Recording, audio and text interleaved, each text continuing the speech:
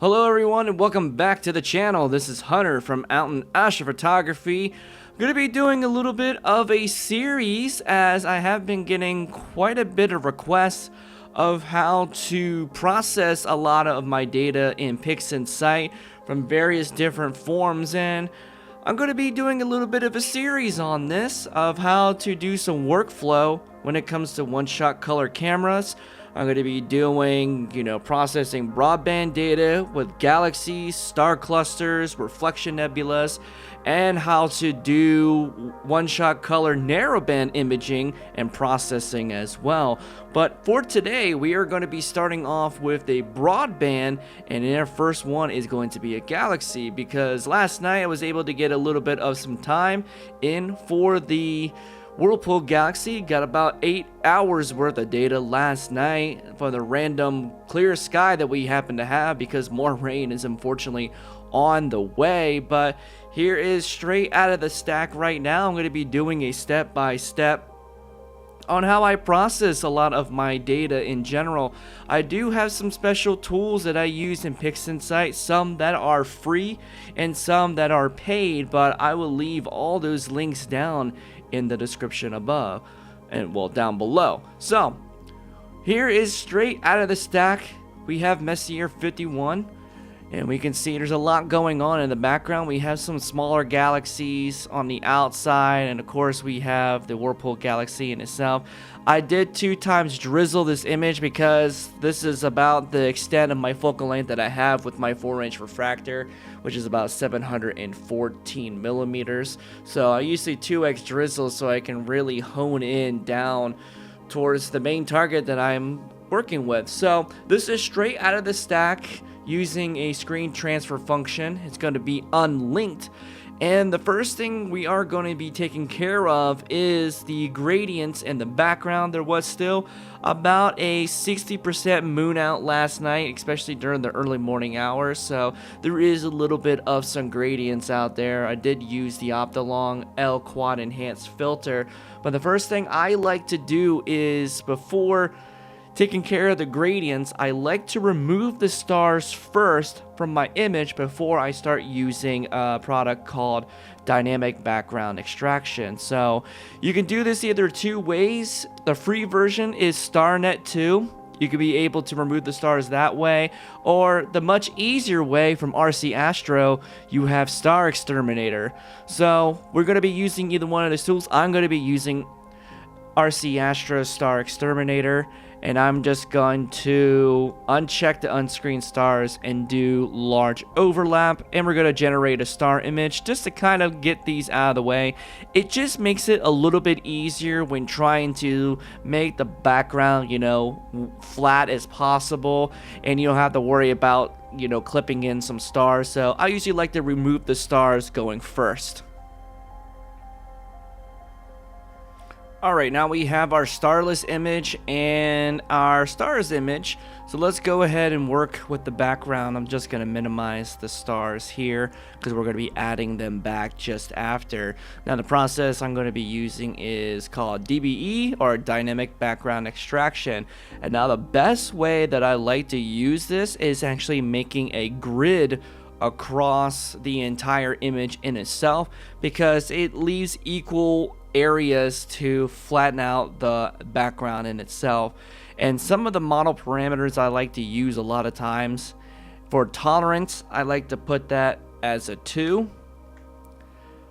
The shadows relaxation, I like to put that at a 6. And the smoothing factor, a 0.6. Now you're going to go down to the sample generation. This is where you are going to make your grid. I'm going to do the default sample radius of about 98, and I'm going to do about 10 samples per row. And all you have to do is just hit the generate button, and you have a nice grid all the way across. And you can add, some more points too in areas that seem like there is a little bit more of a harsher gradient, like here in the corners. You can see a little bit of some red, some more greens down here. Just add a couple more points. And then you are going to go over to the target image correction, You're going to change the correction from none to subtraction. And you're going to checkbox normalize, discard background model, and replace target image. And then you're going to hit this little check mark, and it's going to go through that process.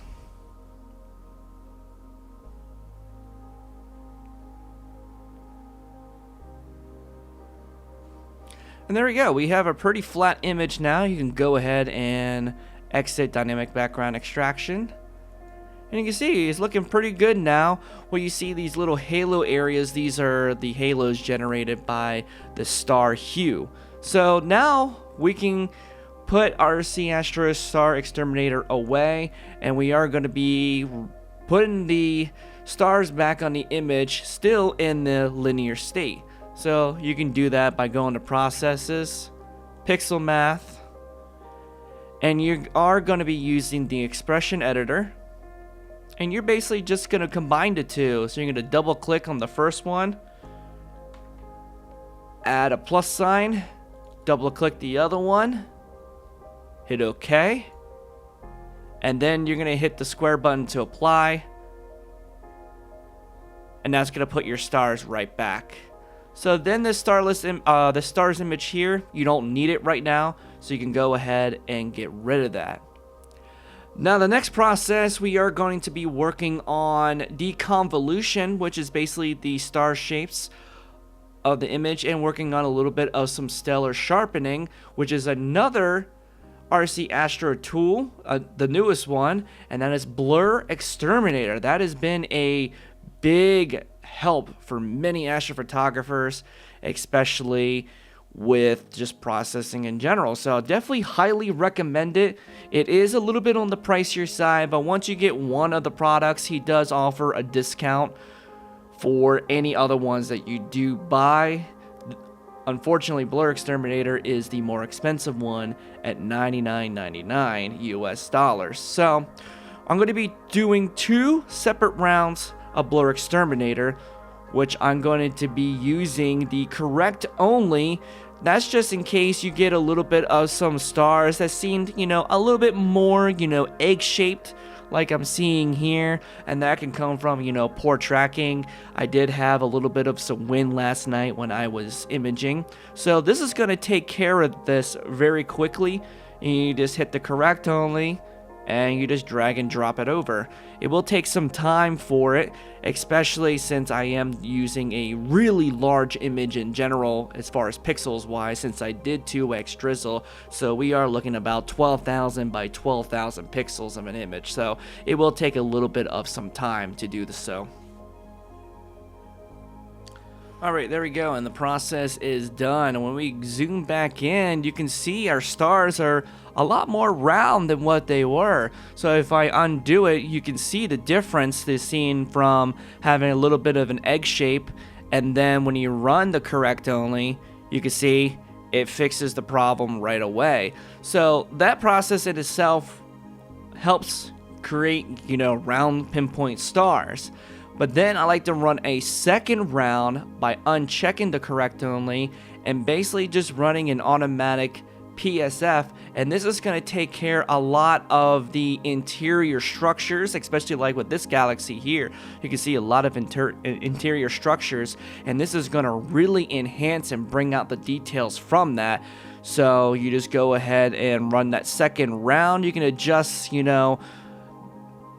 the stars, you can sharpen them more or adjust the halos. I'm actually going to bring this up a little bit since I am seeing a little bit of some halos there, because the seeing was really bad last night when I was doing this, so this will help quite a bit. So let's go ahead and run that second round of Blur Exterminator. And there we go. We now have much more detail, especially in this core now. Once I go back to what it was before, I want you to pay very close attention to the intricate structure here. It really pops it out when you run Blur Exterminator, and we start to see some more action here in the interacting galaxy in itself. So looks pretty darn good overall, and I absolutely love this product.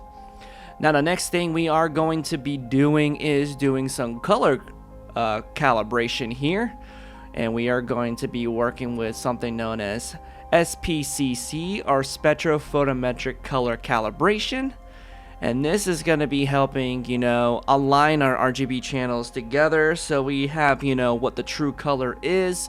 Now, sometimes, a lot of times when you are stacking within Pixinsight, it does save the image, sequence, the image solver. It plate solves itself. So sometimes you might have to go into scripts, image analysis, and going over to image solver. But you definitely have to make sure you have some of those GIA files that you can find right on the Pixinsight website. They're completely free. Does it have a database just in case you need to actually plate solve your image? Now for me, I use the Optilong L Quad Enhance. Now that is not native to the Pixinsight filter list, so I luckily have an entire list in a video dedicated to adding, those filters to your Pixinsight. A whole bunch of different ones that were made, all the way from Altairs, SV Bunny. We've seen ASCAR filters, the Optilong sets. All those are available, and you're able to just use, the red filter, which you can go and find. For me, is Optilong L Quad R, L Quad G, and L Quad B. And you just drag and drop that over. It will go through the GIA database and it will properly color calibrate our image. Now it will generate a graph like this showing, the center line of median for the color calibration. You can just go ahead and exit that graph and you're left with something like this. Looks kind of weird, huh? Well, all you would have to do is just reset your screen transfer function, click the link stretch, and be able to see what it looks like right off the bat. And there we go. Now we have a color calibrated image. Now the fun part is we get to start stretching the images, and there is a whole bunch of different methods to doing so. You can use the histogram transformation function. You can use the generalized hyperbolic stretch to get a little bit more fine-tuned. I'm not really too good with that. In fact, I have actually a stretching script from Bill Blanchard that I use, and I can definitely include that down in the description below because it does an excellent job when actually stretching the image, and then I fine-tune it a little bit later on after I start processing the images in general. So let's go ahead and clear out our screen transfer function, and I am going to be using the Bill Stretch Linked V6, and all I have to do is just drag and drop that right over, and we'll go ahead and stretch the image for you. Or if you have another tool like the Easy Soft Stretch from the Easy, if I get the name right here, because you can find that through the processes now. But yeah, like Easy Soft Stretch, you can use that as well. So see, it does a really good job, and it does a really good job with the color calibration as well. So even though, my target's a little bit small in here, we are going to be doing a little bit of a crop since we are going to be focusing more on the center portions of the galaxy itself. That's where I want the main focus for this to be. And since I 2x drizzle, I'm still going to be a fairly, dynamic large image in general, even zooming in this much.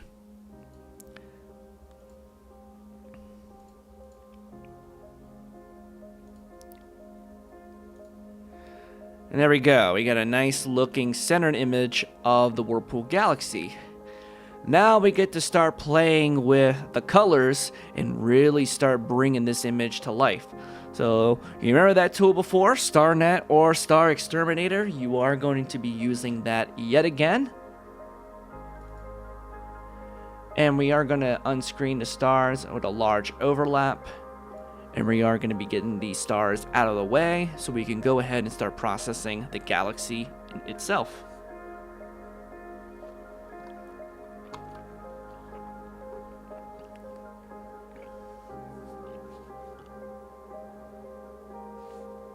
Alright, there's our stars, and I actually took a little bit more of the hydrogen alpha regions inside.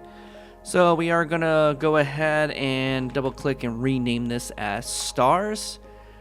And we're gonna put this aside for now. Go ahead and close Star Exterminator. And I'm going to rename this as starless. So let's go ahead and start working on the galaxy itself. Really start bringing up the colors, do a little bit of some dark structures just to really make this thing shine. So the first thing I like to do is make a mask that just focuses on the galaxy itself. And you can use that with processes, all processes, and you can find something called range selection. This here is where you're able to start making some mask for your region. You can go ahead and select the real-time preview. You're going to be left with this white screen. Start with the lower limit, start bringing that down, and you can start to see the galaxy beginning to show up a little bit. Don't mess with the upper limit because that does some weird things, and the fuzziness will be the intricate, structures on the inside here. You can be really aggressive with it, like so.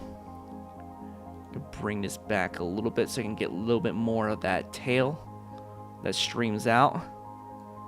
And then you want to smooth the mask a little bit too, so it's not so harsh. Click the square. Then now you have a mask to work with. Go ahead and drag and drop that just below the starless. You'll have this red screen. You just go ahead and hide it. You can find the button to show hide mask, or use Control K on the keyboard.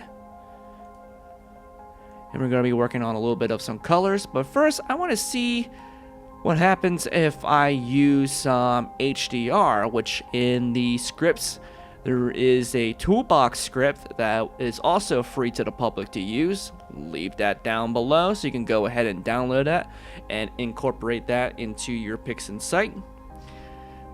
We are going to be looking for the Create HDR Image. So this is going to open up a real-time preview here. And what the nice part is, you can actually really, see what's going on before you commit to this. So like, I want to work on the intensity, increase some saturation a little bit in the HDR. Not too much. Don't want to put too much into it. Then you can select the different layers in itself. Now, you're not going to be able to use this in general all the time.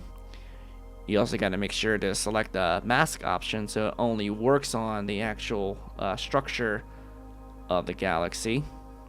And you can change the blending layer. You can add more layers to this if you want.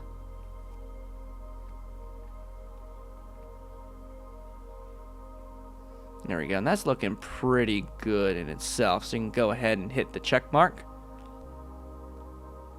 And we'll make a new image here so you can kind of compare it between the two.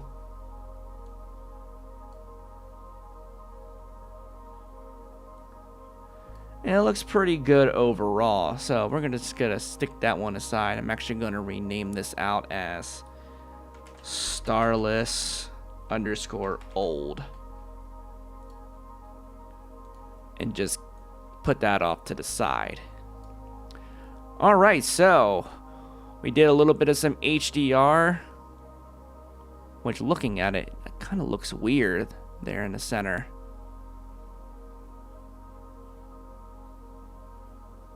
Delete that.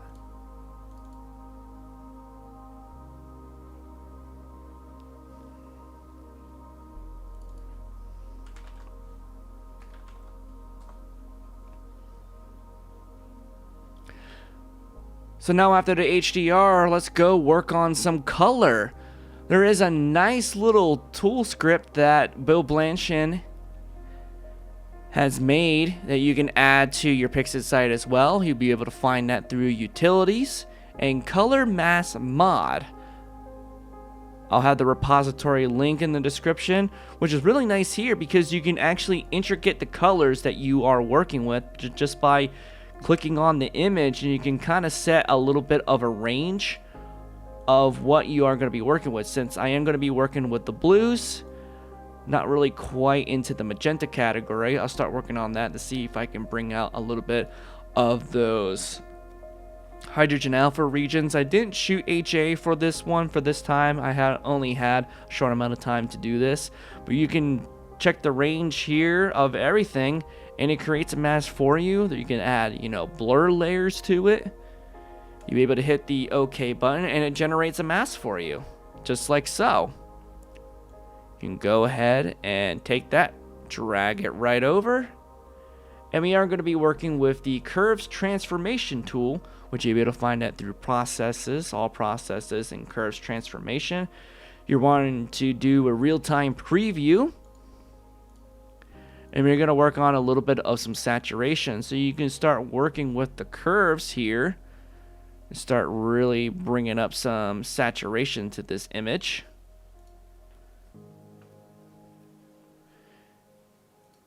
You can also change the individual colors like blues, like if you want to increase the blues a little bit.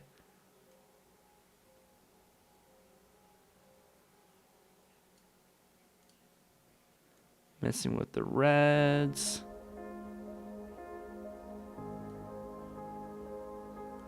Looks pretty good.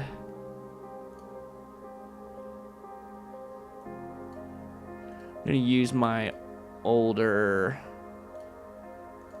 range mask, put it back over to really start enhancing some more saturation in the image. There we go. Now we're getting that nice deep blue that this Galaxy offers. Go a little bit more.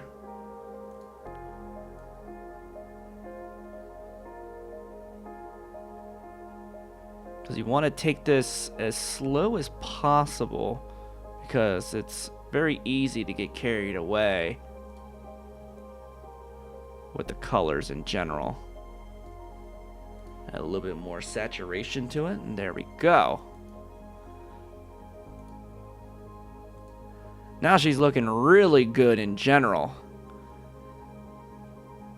So the next thing I like to do now, since there is a little bit of some noise in the background, we're going to work in a little bit of some noise exterminator or some noise reduction. There's two ways of doing that. Also another RC Astro tool, noise exterminator. The easiest tool to use, and I definitely highly recommend having this because it is definitely a game changer. You can use the default settings, which is denoise at 90 and detail at 15. I do like to use denoise at 0.6, not as aggressive, and start bringing up a little bit of some detail, because after this we are going to be doing a little bit of some sharpening of the overall galaxy in itself.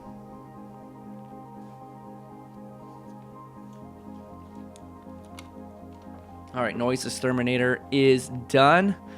Now let's do a little bit of some sharpening. Now there is two ways of doing this. One is a one click and done, or if you like to work with it a little bit, I will show both examples of what that's like. What I like to use is the very quick and simple, don't have to really intricate in itself.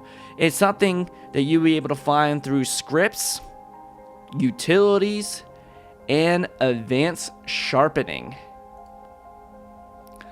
And you just leave it on the default settings, it will create the mask and stuff for you, and you'll be able to just sit back and watch what happens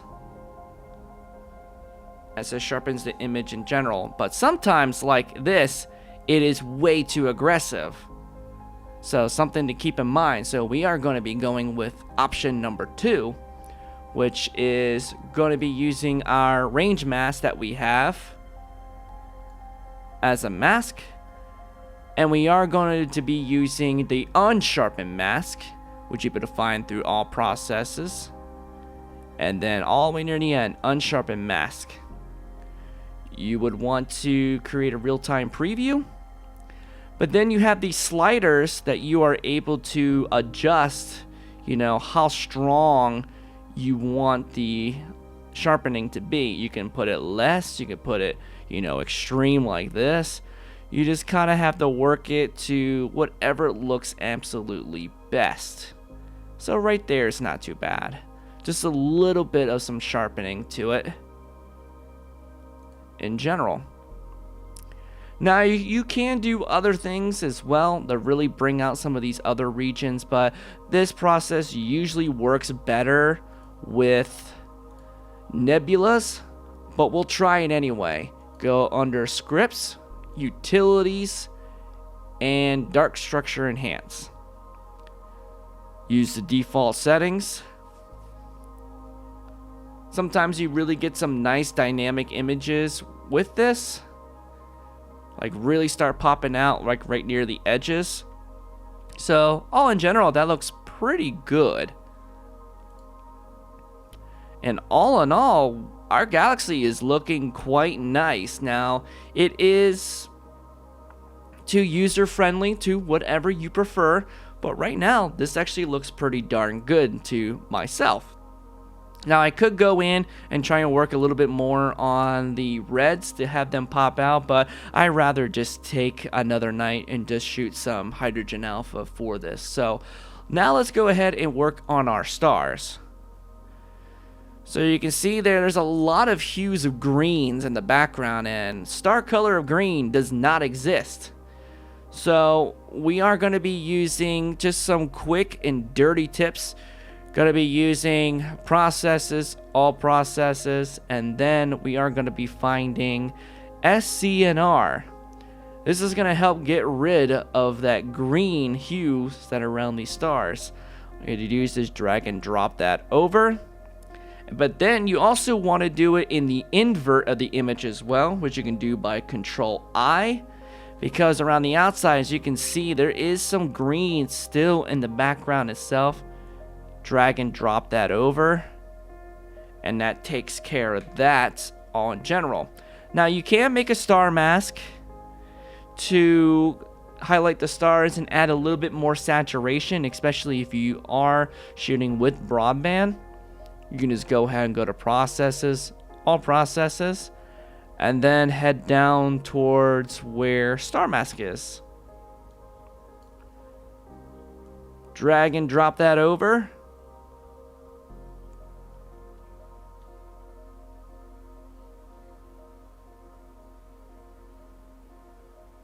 And there's our star mask.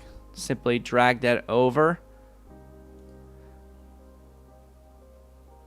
Hide it. Open back up our curves transformation. And just add a little bit of some saturation to it. Alright. Now we get to see what happens when we take our stars and our starless image and put them together.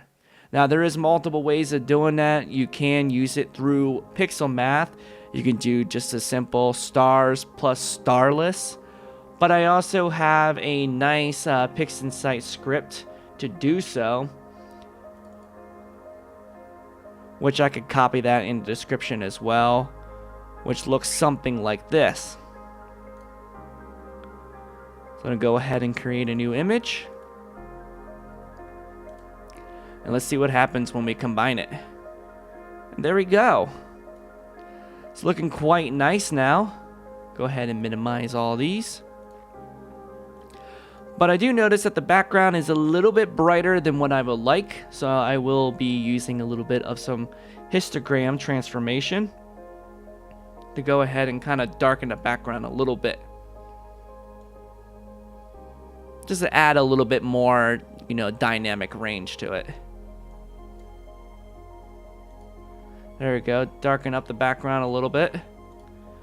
There we go. We got a nice looking Galaxy now, and it's pretty much ready to go. Now you can do some fine tuning here and there, but all in all, for 8 hours, 1 night, bad seeing and wind, we get a nice looking Galaxy image, and it's just as simple as about 30 minutes worth of time to really go through and process the image. So I hope a lot of this helps everyone. I will continue the series, and probably the next one will be on narrowband imaging with one-shot color cameras and how to process. So if you like these series, you want me to create more, if you have any other suggestions of what you would like me to use to help you with Pixinsight, leave a like, comment down below and tell me. I love chatting with all of you, and I hope this all helps. So thank you for watching, and I'll see you in the next video.